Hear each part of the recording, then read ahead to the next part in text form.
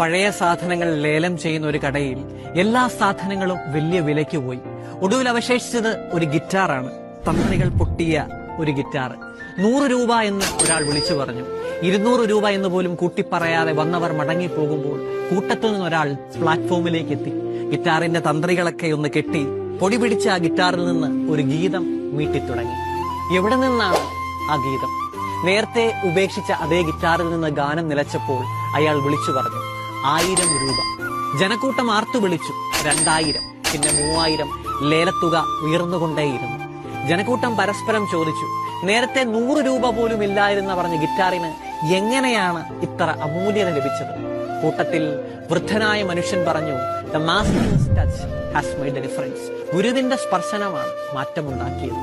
ചില ദൈവിക സ്പർശനങ്ങളാണ് നമ്മുടെയൊക്കെ ജീവിതങ്ങളെ എത്രമേൽ കുറെ കൂടി മനോഹരമാക്കി തീർക്കുന്നത്. അതുണ്ടായവർ ഭാഗ്യവാന്മാർ, ഇനി ഉണ്ടാകാനിരിക്കുന്നവർ ഭാഗ്യം ചെയ്യാനുള്ളവർ.